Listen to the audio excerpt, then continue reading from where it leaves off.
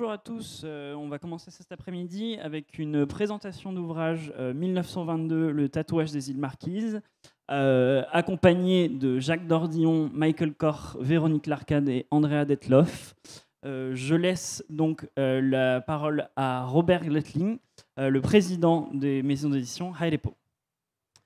Merci, c'est un très grand honneur que de pouvoir représenter le travail d'un tatouage, d'un recueil de tatouages, un siècle après sa parution à Hawaï.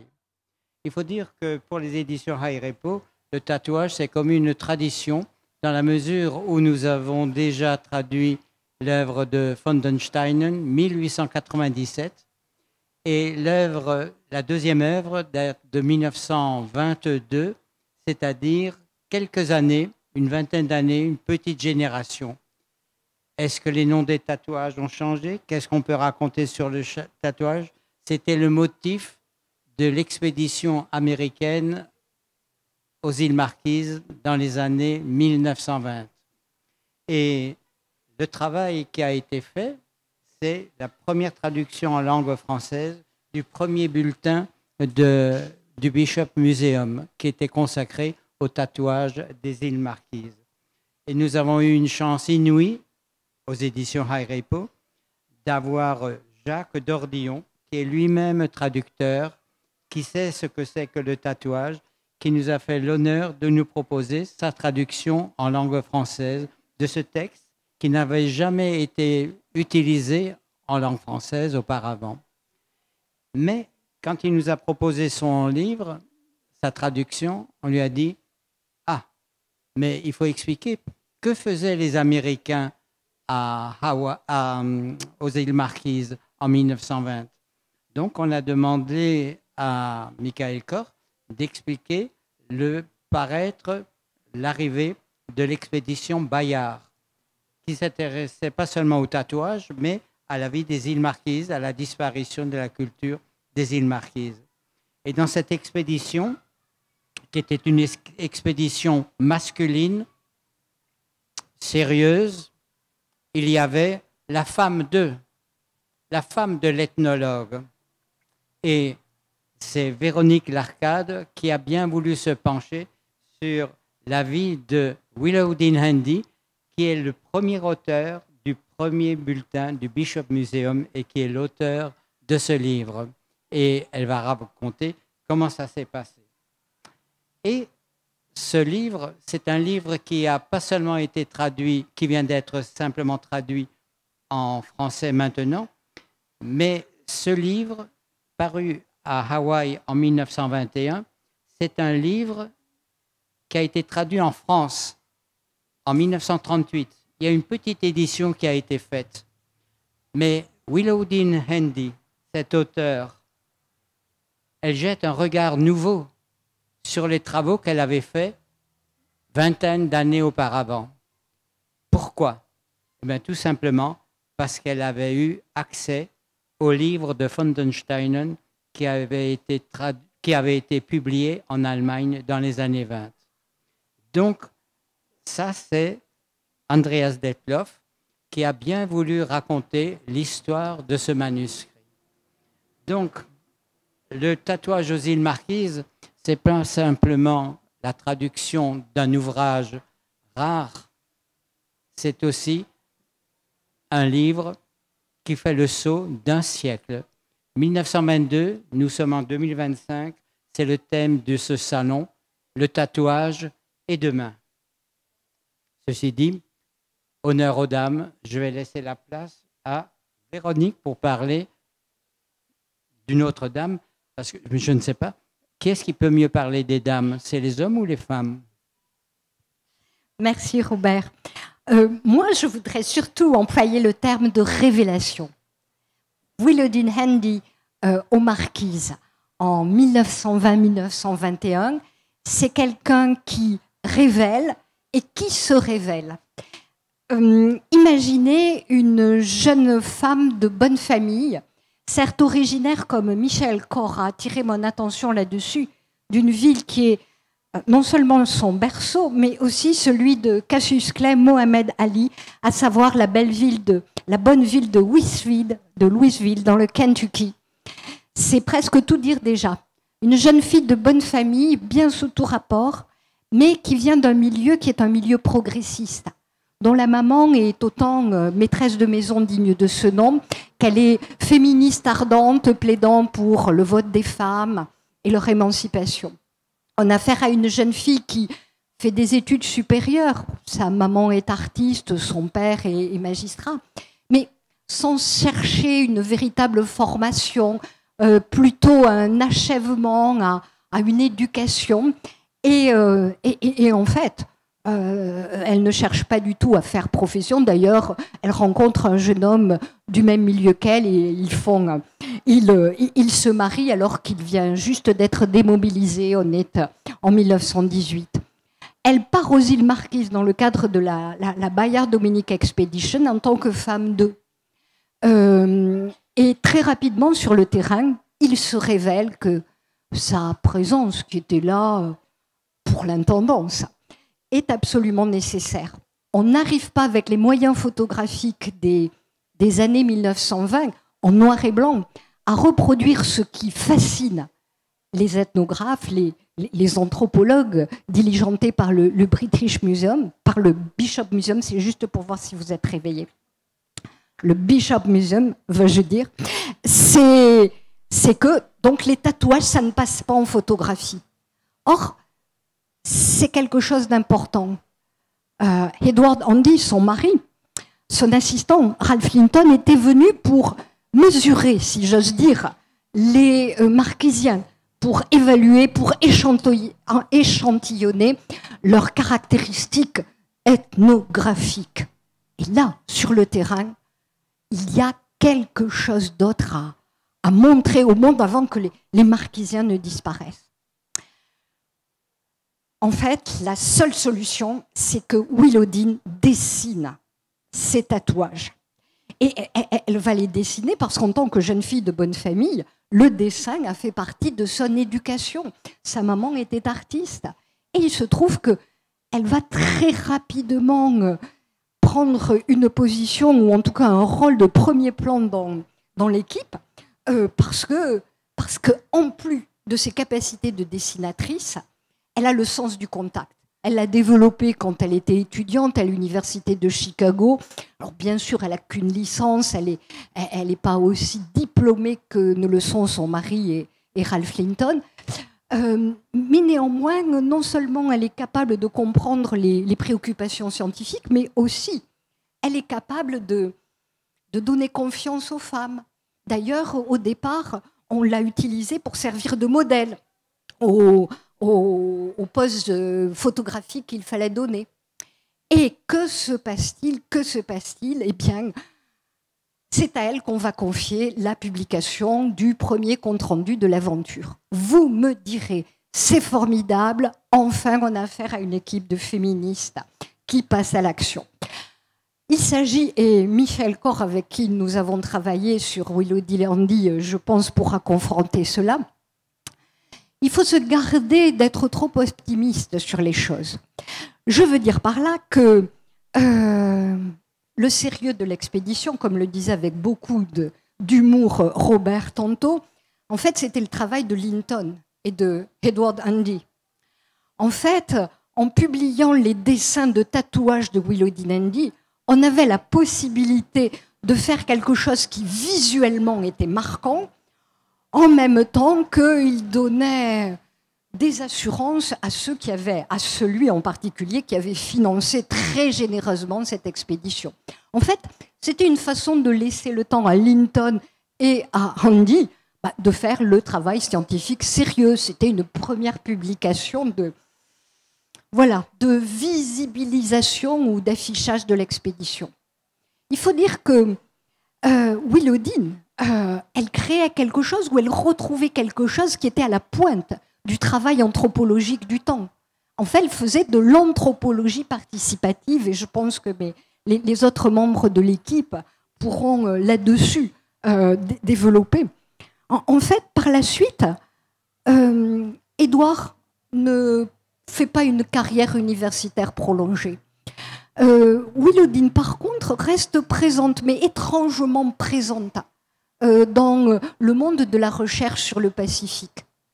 Alors il faut bien être conscient du contexte. La grande crise arrive, les sources de financement généreux ne sont plus à l'ordre du jour, plus les moyens d'organiser une expédition ambitieuse comme celle aux Marquises en 1920-1922.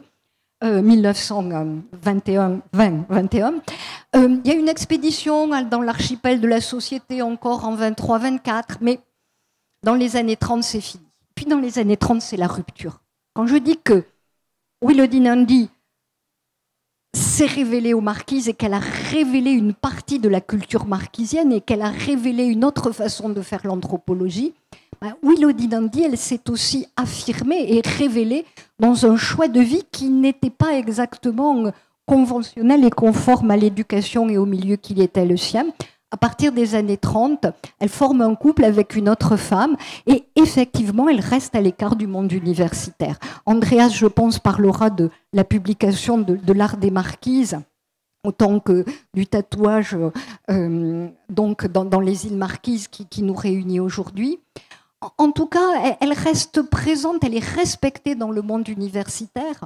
Elle devient membre du conseil d'administration scientifique de l'université d'Hawaï, mais elle ne passe jamais de doctorat. En fait, son rôle et son activité, c'est d'être l'animatrice de l'association des femmes à l'échelle du Pacifique et du Pacifique Sud. En fait, on peut dire qu'elle est victime peut-être de la misogynie et de la domination masculine qui prévalait dans le monde scientifique et universitaire dans la première moitié du XXe siècle. On peut penser qu'elle est victime aussi de discrimination, mais peut-être ça n'est pas exactement fidèle à ce que Willow-Dinandi était. En fait, Willow-Dinandi, il y a une photographie qui la montre à la fin de sa vie avec un sourire, une allure tout à fait différente de celle qu'elle prenait un peu ennuyée, lasse, sur les photographies où elle devait montrer aux marquisiennes comment se tenir devant l'appareil photographique. Elle a un sourire qui est à la fois un petit sourire, mais un petit sourire plein de malice et de fierté. En fait, si elle n'a pas fait de carrière universitaire, si elle a été une connaisseuse, une spécialiste réputée du Pacifique, elle a d'abord été quelqu'un qui aimait être avec les gens du Pacifique, pas simplement les femmes du Pacifique, mais les gens de cette région.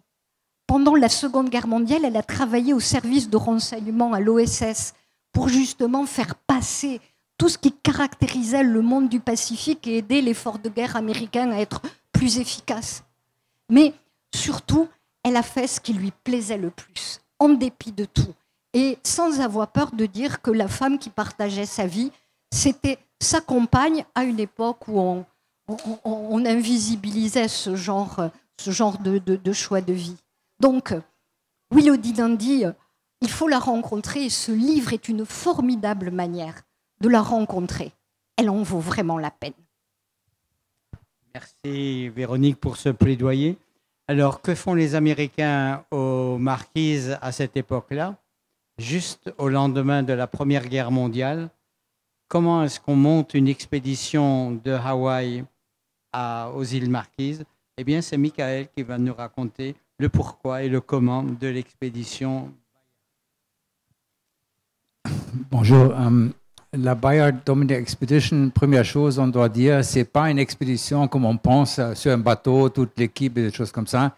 C'est juste une sorte de recherche organisée sur cette nom. Et depuis la rencontre des étrangers avec les gens de la Polynésie en général, ou de l'Océanie, une question honte. Tous les gens, ces Polynésiens, ils viennent d'où? Et la deuxième question, c'est que aussi, ils sont des gens qui sont un peu blancs comme nous quand même. Hein? Voilà. Et ce n'est pas des Noirs en Mélanésie, ce n'est pas des Papous. Voilà. C'est des questions qui sont très, très importantes dans la préparation de cette expédition. Et c'est grâce à c'est Herbert Gregory qui devient directeur du musée Bishop. Il fait le premier congrès des scientifiques dans le Pacifique, à Hawaï, 1918, je crois. Et là, il formule: on doit trouver la solution du problème polynésien. C'est vraiment, ces mots, c'est le problème polynésien qui depuis le temps de Forster avec Cook, deuxième voyage, occupe la pensée des chercheurs non indigènes. Et comme ça, c'est quelque chose qui va former aussi la naissance de l'anthropologie aux États-Unis avec Franz Boas, un juif allemand physicien qui va s'installer aux États-Unis et puis qui va être un peu devenir le père de l'anthropologie. Mais il y a plusieurs, il y a la National Geographic Society, pas ce qu'on pense aujourd'hui. Et il y a plusieurs associations, et ça se passe à Yale. Et à Yale, il y a cet monsieur Bayard Dominic, fils d'une dynastie de coursiers boursiers richissimes qui va rendre de l'argent à l'université de Yale pour financer une expédition qui va trouver la solution des problèmes polynésiens.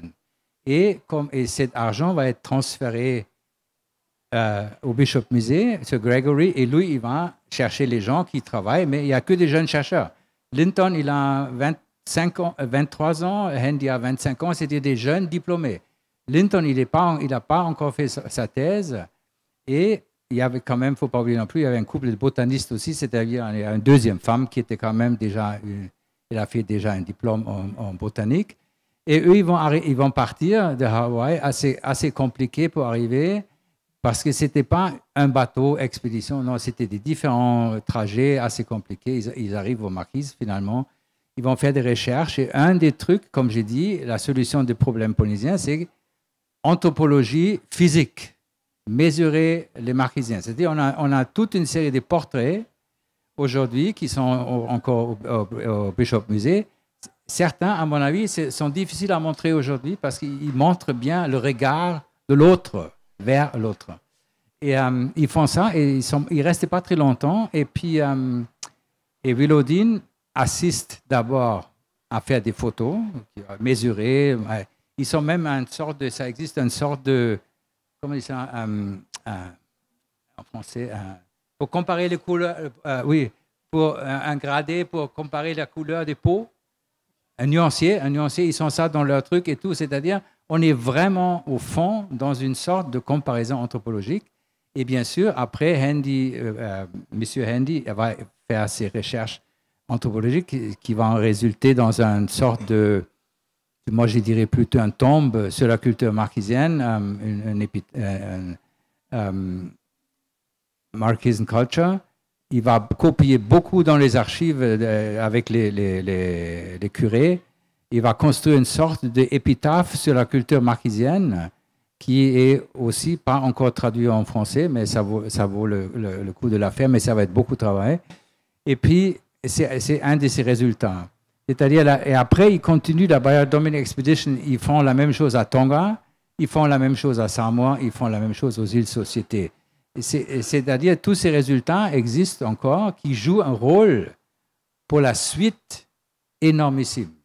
Après, bien sûr, Deuxième Guerre mondiale, tout ça s'arrête. Et après, la reprise par des gens comme dans les années 60, des Sinoto et autres, ça, c'est aussi encore originaire du Bishop Musée. Ce musée joue un rôle énormissime. Même l'édition de cette fameuse livre sur Tahiti aux temps anciens, ça sort d'abord au Bishop Musée. C'est-à-dire c'est une sorte de cellule très, très importante pour une partie de l'histoire des idées sur les gens, sur le peuple du Pacifique. Et dans les années 40, c'est Te Rangihiro, Peter Buck qui vient, un Maori qui vient directeur. Ça renforce encore la quête identitaire, ça renforce plein de choses. Mais l'origine, c'est d'abord la pensée, le problème polynésien, Gregory, Bishop Musée, expédition, Bayard Dominic Expedition. Et des résultats qui sont très bien parce que dans la botanique et tout, voilà, qui sont disponibles. Beaucoup de choses sont online, mais il y a plein de choses encore qui dorment dans les archives. Merci. Merci, Michael, pour ce récit, c'est-à-dire replacer les raisons de l'expédition de Bishop Museum aux Marquises. Mais l'histoire du travail de Willowdene Handy ne s'arrête pas là. Il ne s'arrête pas simplement dans la publication du travail en 1922, mais il y a une suite en France. Alors je passe la parole à Andreas, qui a suivi l'histoire du manuscrit de Willowdean Handy. Oui, Yorana ou Kaoha. Voilà, bon, ça n'a pas commencé avec le 38. Hein. En fait, mon travail dans ce livre, ça a commencé avec les tatouages. Parce qu'on avait en fait les reproductions. Et moi, j'ai assuré le travail pour que les tatouages sortent le mieux que possible, le plus net, parce que je fais aussi un petit travail d'infographiste. Et on avait en fait une planche qui posait un gros problème dès la publication de 1922. Elle était comme ça. Dans le livre publié par le Bishop Museum, il y a quelqu'un qui a dormi, il y a eu un problème de phototypie.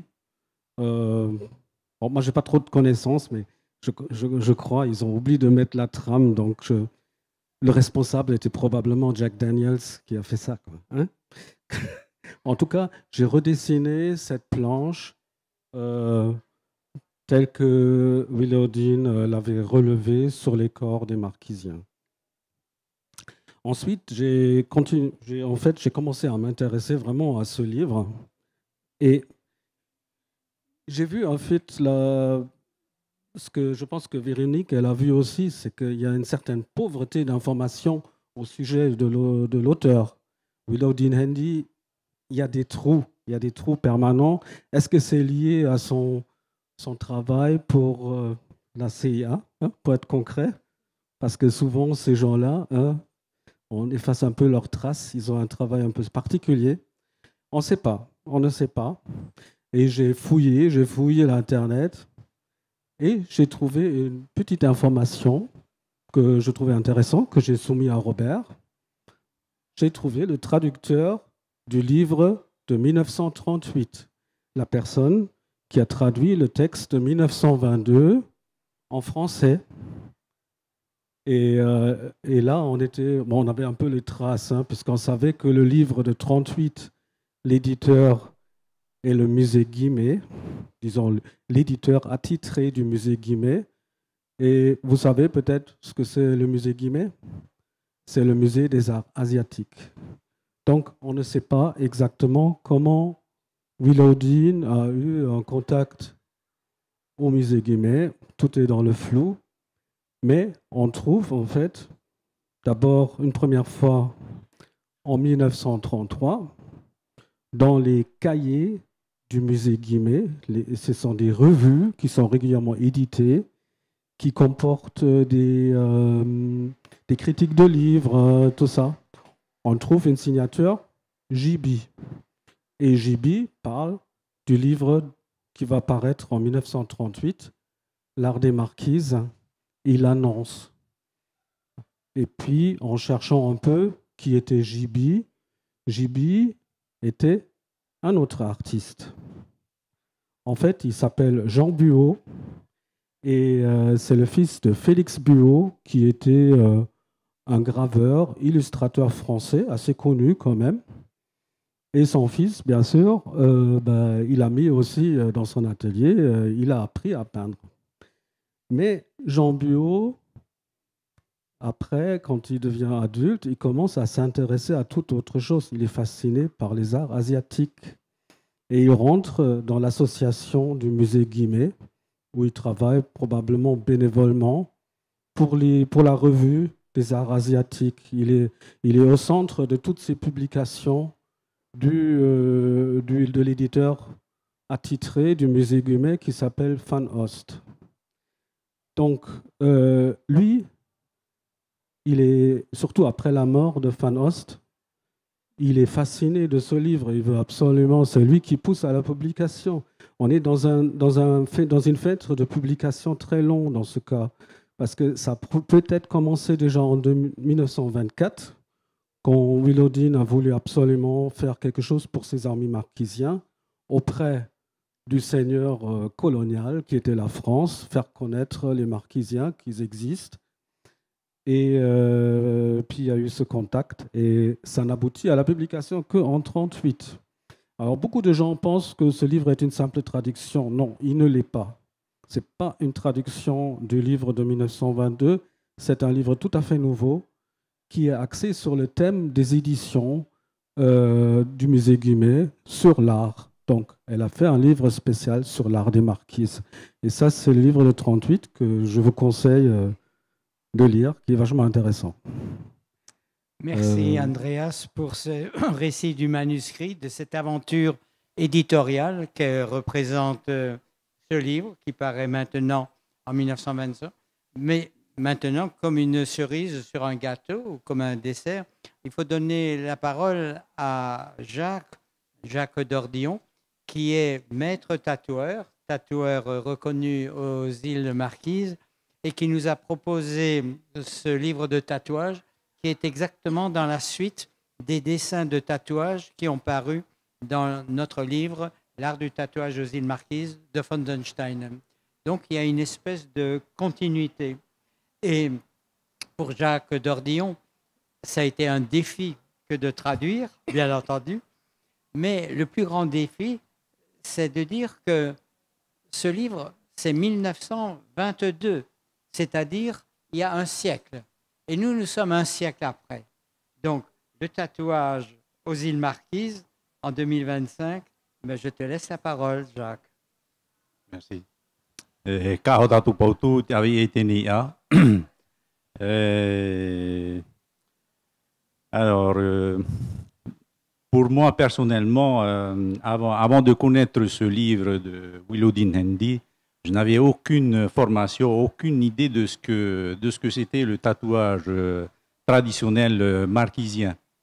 Et quand j'ai découvert ce livre par un instituteur qui m'avait présenté, et c'était à ce moment-là que j'ai eu, on va dire, un flash qui m'a fait revenir dans le passé pour savoir ce qui se faisait.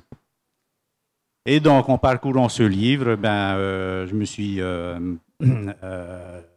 suis interrogé d'abord sur ce qui était écrit, parce que c'était écrit en anglais.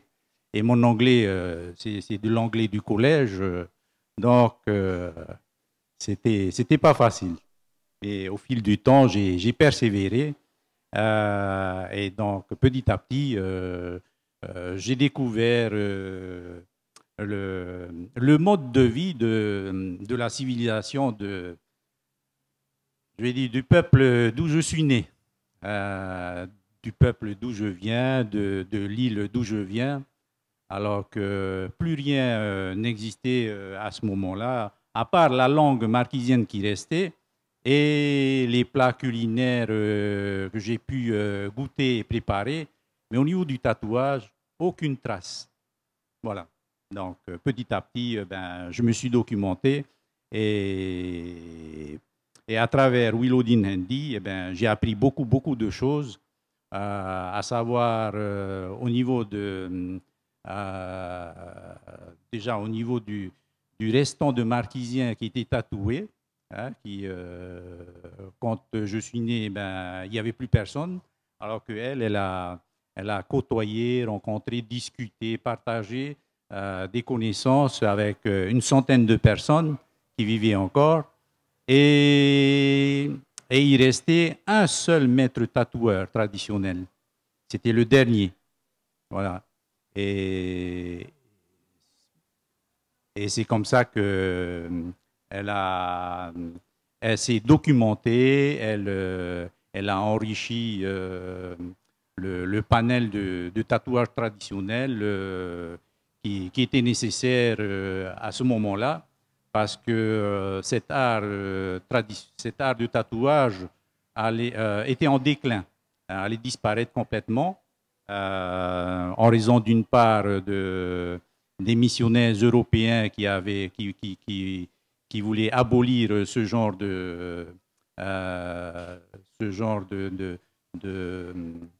comment dire, d'événements, ce genre de comportement sur l'individu.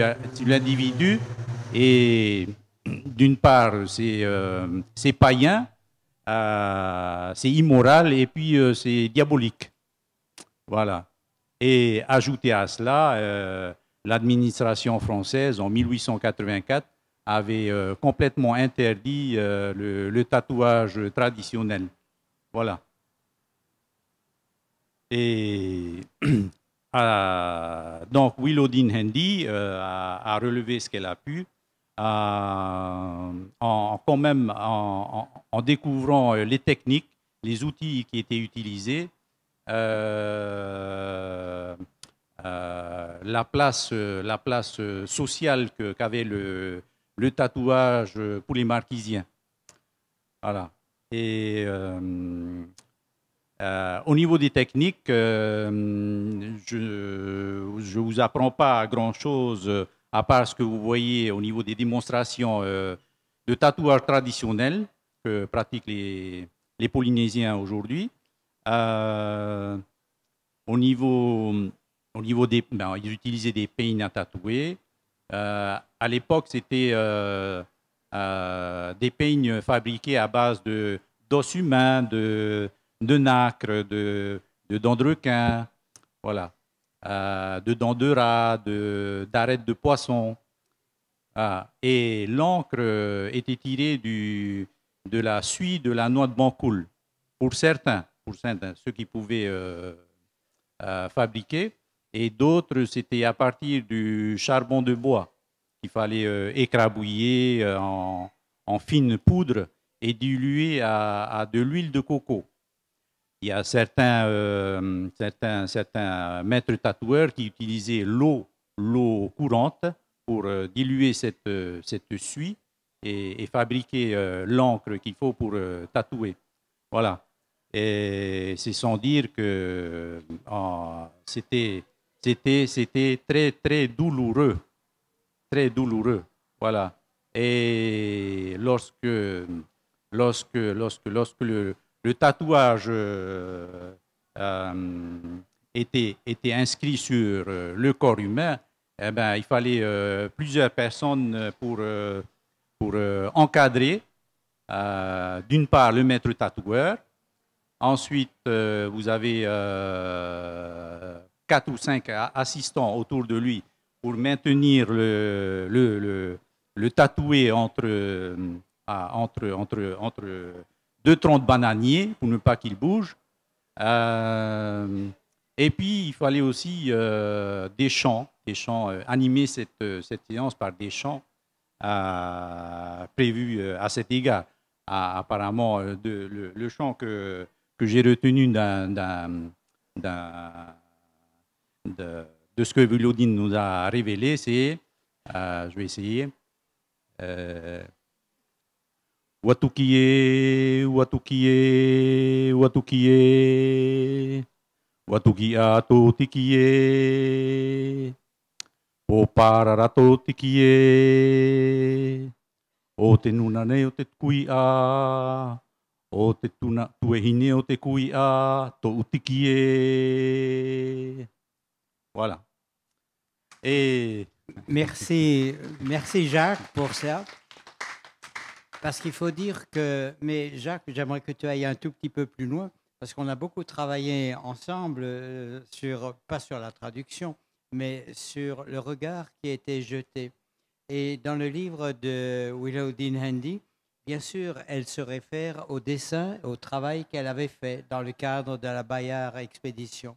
Mais il n'y avait pas beaucoup de livres de tatouage. Et pourtant, elle avait accès à un autre livre de tatouage, un Allemand qui était de passage aux Marquises en 1804. Donc, dans ce livre, on a tenu à ce qu'on voit les tatouages de 1804. Il y a tu connais les tatouages relevés par von den Steinen, 1897. Il y a les tatouages de 1922 à ce niveau-là. Toi, tu connais très bien les tatouages des années 80 du XXe siècle et d'aujourd'hui. Et tu avais pu comparer comme ça le tatouage au début du XIXe siècle, Langsdorff, et le tatouage d'aujourd'hui. Et j'ai trouvé que ton jugement était un peu sévère. Est-ce que tu veux le reproduire? Oui, oui, ça ne me dérange pas. Donc, par rapport à cette curiosité au niveau du tatouage, en lisant des livres, en parcourant des livres, et je me suis aperçu déjà en 1595, lorsque les Espagnols sont arrivés à Fatuiva, ils avaient remarqué que les Marquisiens portaient des tatouages qui contenaient des poissons, des lézards, voilà. Et sans plus, et au fil du temps, jusqu'à surtout ce moment-là où Langsdorff arrive aux Marquises et qui nous fait remonter un dessin d'un chef, on va dire d'un chef complètement tatoué de la tête aux pieds ou des pieds à la tête.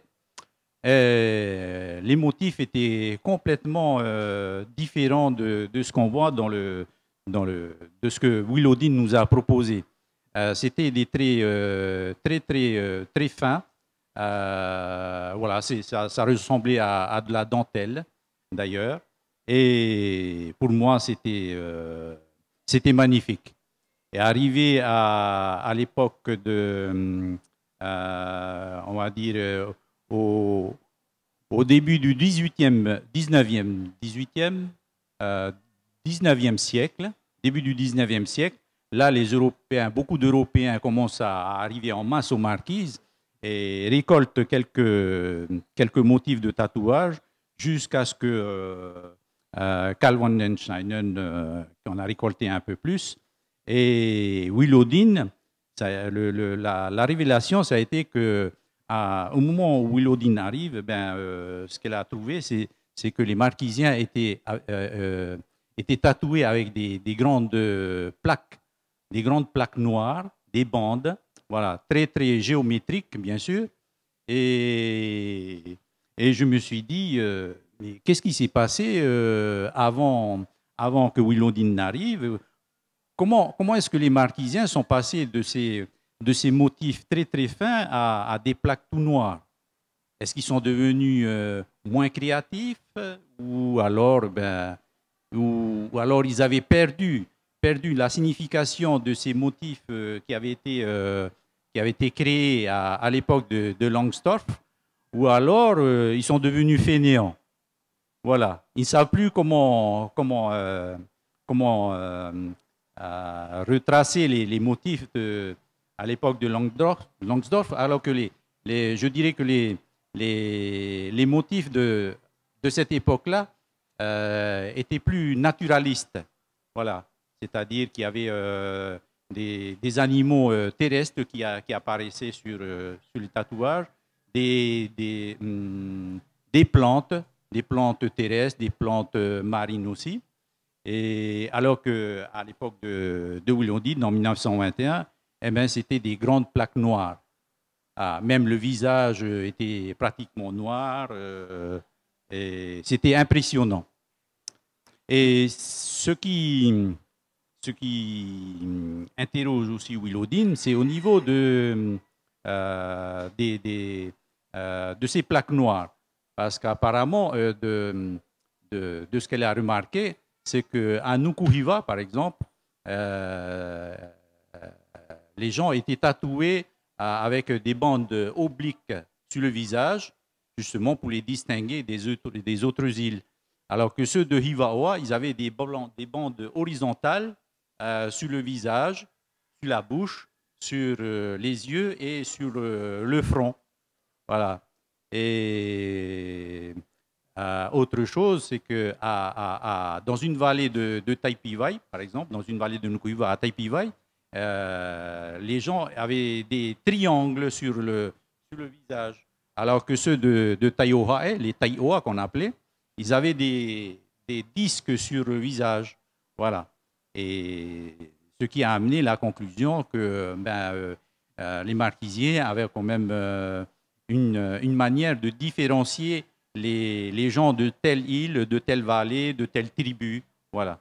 Pour montrer d'où est-ce qu'on vient et, voilà, et à qui on a affaire. Et puisque nous sommes en 2025, si parmi le nombreux publics. Vous avez des questions sur le tatouage, non pas le tatouage de Langsdorff ou le tatouage de Fontenstein ou sur le tatouage de Willow Dean-Handy, mais le tatouage d'aujourd'hui et demain. Si vous avez des questions à poser à ces honorables professionnels, n'hésitez pas.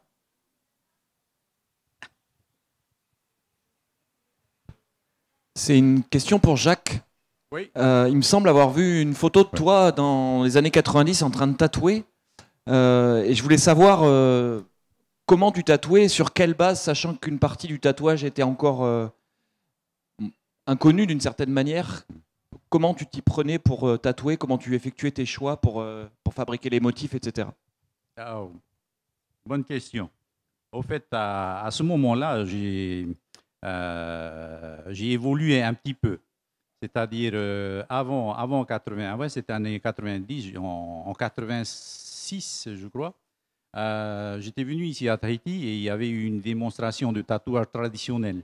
Voilà, ça m'a impressionné et j'ai voulu en découvrir davantage. Et en rentrant chez moi aux Marquises, j'ai testé, je me suis fabriqué mes propres outils, puisque j'ai vu sur place ici à Tahiti. J'ai fabriqué mes propres outils avec l'encre que je pouvais avoir à partir du charbon de bois. Mais j'étais encore en questionnement, en recherche pour trouver l'encre qui correspondait. Voilà. Et donc, je n'avais pas réussi. Et j'ai abandonné cette technique de tatouage traditionnel pour me mettre aux aiguilles finalement. J'ai vu que les aiguilles étaient plus pointues et très, très bien taillées. Et j'ai utilisé de l'encre de Chine, le Rotring. Voilà. Et c'est comme ça que j'ai commencé à me tatouer. D'abord, c'était en enroulant 3 aiguilles très, très, très, très fines autour d'une ficelle de couture, d'un fil de couture. Et ensuite, je me suis tatoué. Et petit à petit, l'idée m'est venue d'emmancher ça dans un bout de bois de rose.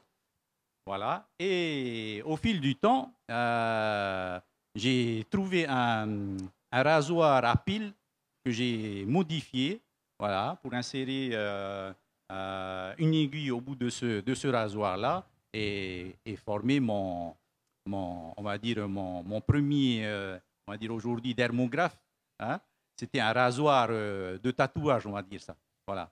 Qui va être pour moi le début de mon dermographe. Voilà. Et donc, à cette période-là, en 90, là, quelqu'un m'avait donné des photocopies du livre dont parlait Andreas, là, de 1938 de Willow Dean qui avait été imprimé. J'ai eu des photocopies. Eh ben, c'est à ce moment-là que j'ai eu les motifs traditionnels et que j'ai commencé à tatouer. Voilà. Oui. D'autres questions? Oui, à quel moment tu as eu accès à l'ouvrage de Willow Dean-Handy? Est-ce que c'était le bulletin du Bishop Museum que ton instituteur avait? Oui. Au fait, avant 91, j'avais déjà ce livre-là entre les mains. Bon, il appartenait à l'instituteur en question qui s'appelait Étienne Hokaupoko. Voilà. Il était entre ses mains et puis avant 80, après cela, je suis allé à Hawaï. Je suis allé passer des vacances une fois à Hawaï. C'était en 88 ou 89 par là. Et voilà que je me rends au Bishop Museum. Et je découvre ce livre, le même que Étienne m'avait montré. J'ai acheté, puis je suis revenu et voilà. Et j'ai commencé à m'intéresser davantage dessus. Voilà. D'autres questions? Oui. Est-ce qu'on pourrait avoir l'explication alors de votre part ou de la part des autres intervenants sur cette évolution des motifs de tatouage entre les motifs naturalistes d'avant le 19e siècle et des motifs ensuite géométriques, voire plus rigoureux, va-t-on dire? Est-ce qu'il y a une explication qui a été apportée? Vous en avez donné quelques-unes. Est-ce qu'elles sont partagées? Est-ce qu'il y en a une qui qui dominent les autres. Moi, je peux répondre dans une perspective de l'histoire d'art européen. C'est-à-dire, pour moi, vous avez les originaux de Langsdorff et de Tillet sur ces différents genres. Il faut bien faire la différence entre des motifs singulaires qui ne sont pas du tout très fines, ça existe quelques-unes, et le corps entier. Il ne faut jamais oublier, c'est des gravures. Une gravure, et c'est impossible avec une gravure, faire des taches pour l'impression. C'est toujours des lignes.